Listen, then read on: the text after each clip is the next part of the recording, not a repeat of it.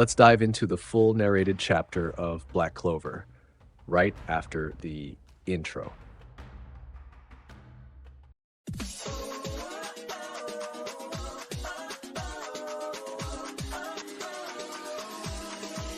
Hello everyone, we have the full narrated chapter here, but before that, don't forget to leave your like, subscribe to the channel, and hit the notification bell so you won't miss any new videos. Well, without further delay, let's get into today's content. Page 1, titled The Supreme Mage. The chapter begins with Yuno and Lucius staring each other down. Yuno is now using Asta's anti-magic. Finral, who is watching the fight through a portal, says, "This is Asta-kun even gave his anti-magic to his rival Ikemen-kun." Pages 2, 3, and 4. We see Lucius. "What bad news. To think this was caused by that half-dead body.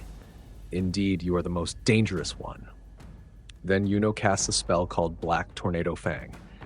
The attack is a devastating black whirlwind. From within the tornado, we see Yuno emerging, ready to strike Lucius with the anti-magic sword. While attacking with the sword, Yuno thinking, that muscle-brained idiot was swinging around something this heavy. Lucius says to Yuno, when facing anti-magic attacks, you'd better be careful. Then we see another powerful spell from Yuno called Black Crescent Moon of the Kametachi. Page 5.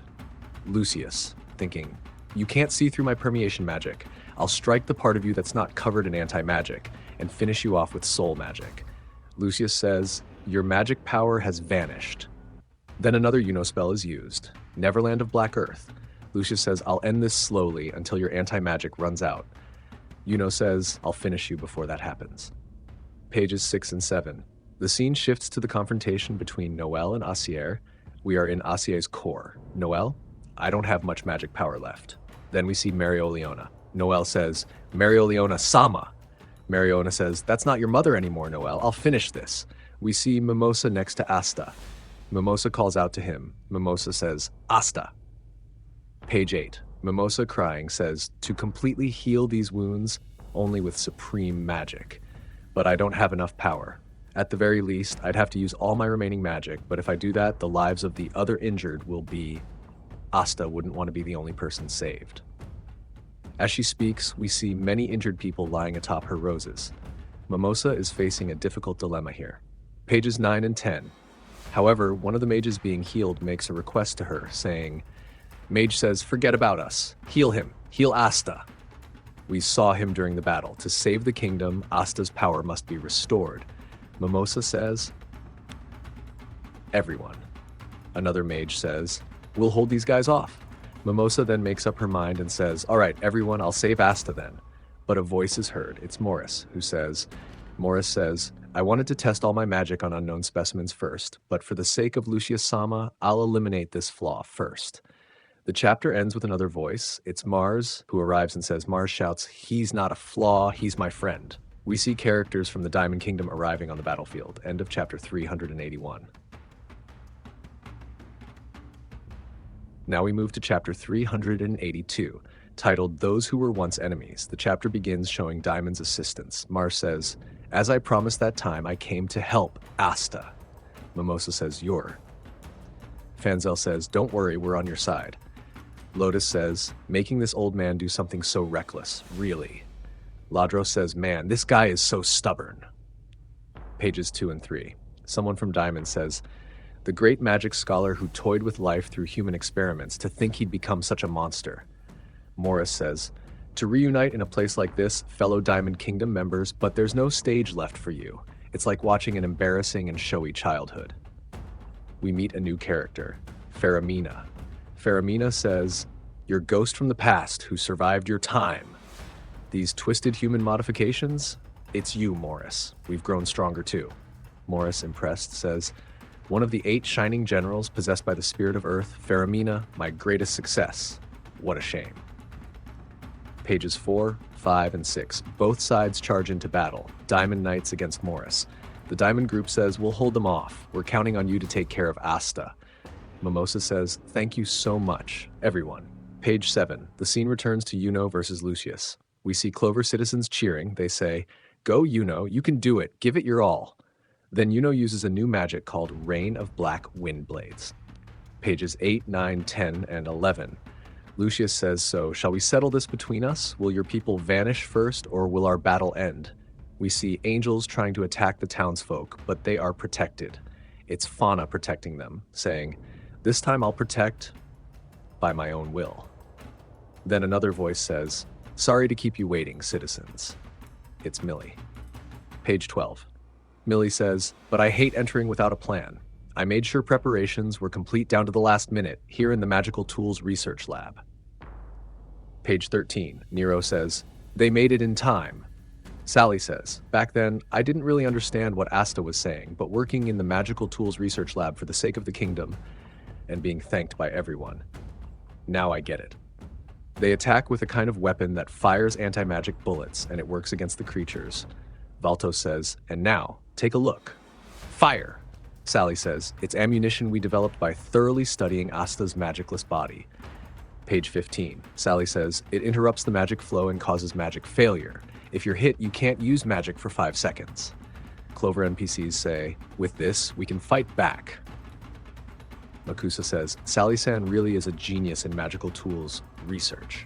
Pages 16 and 17, we see Raids jumping onto a creature saying, "With my soul corpse magic, I'll rip out the soul and send it back to the heavens." Other Clover citizens say, "That monster, they did it. Amazing.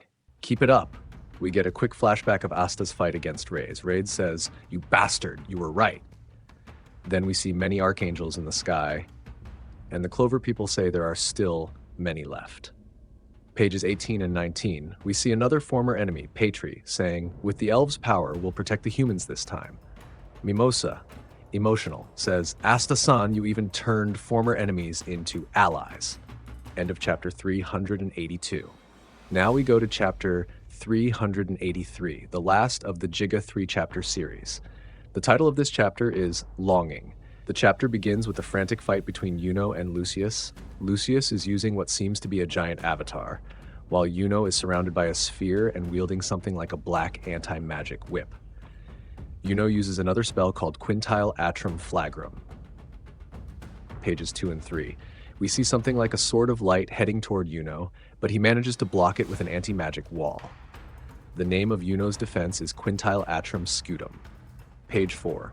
Yuno uses another spell, this time called Quintile Atrum Hasta, an incredible anti-magic power, like a black laser shooting toward the heavens. Page 5. We see the two of them, each on a floating piece of rock in the sky. Yuno says, "You're so desperate to finish him off. You're really afraid of Asta, aren't you? Could you have imagined former enemies coming to his aid? When it comes to Asta, he truly is unbelievable." Page 6. Lucius mocks the situation, saying, "What do you mean? This is just a war of attrition. It's only a matter of time. Just like that anti-magic you received. Understand?" While he says this, we see the battle below and Mimosa trying to heal Asta. Page 7. Then we see one of the angels appearing behind Mimosa, ready to strike her and end the healing. Lucius says, "All of this was a good attempt, but now it seems we've reached checkmate." Page 8. Then Kirsch appears and attacks the angel, saying, "Who do you think you're laying hands on? My beautiful little sister." Mimosa says, "Ni-sama." Kirsch says, "Being protected by my own sister. Where did all that power go when you defeated me?" Page 9. Then we see the angel finally killed. The one who does it is Langris. Mimosa says, "Langris-san." Langris says, "Even though it was only a match, you managed to defeat me. If you act like this now, it puts me in a bad spot." To the legless angel, "I didn't expect you to recover so quickly." Page 10. We see more Clover mages appearing. This time it's Leopold, who says, "Wake up already, Asta. As my rival, you're being pathetic right now." Page 11. Lucius says, "All of this is useless, just buying time. No matter how many times you defeat them, the angels regenerate." Then we see the angels that were just attacked regenerating quickly. Page 12, as we see flashbacks of Asta with Langris and Kirsch. Langris and Kirsch say, "We acknowledge you. Didn't you get stronger so we could fight together?" Kirsch says, "Stand up." Langris says, "Fight." Leopold says, "Defeat Lucius."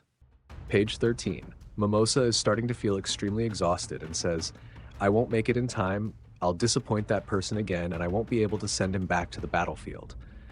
Mimosa begins remembering the many times Asta never gave up. Page 14. Then, from a portal, Finral appears, bringing Charmy. She's holding a banquet in her hands. Charmy says, "Eat!" Mimosa says, "Why? Here." Finral says, "Watching Asta-kun and his rival Kun, I thought they wouldn't give up either." Mimosa says, "Thank you."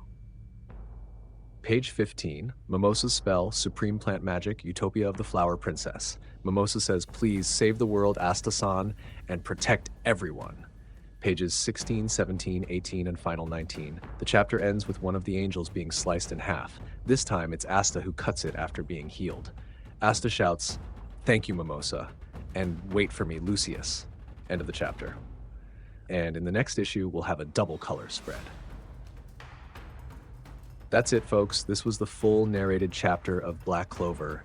Quite emotional, wasn't it? If you enjoyed the video, leave your like, subscribe to the channel, and hit the notification bell. Until next time, and thanks.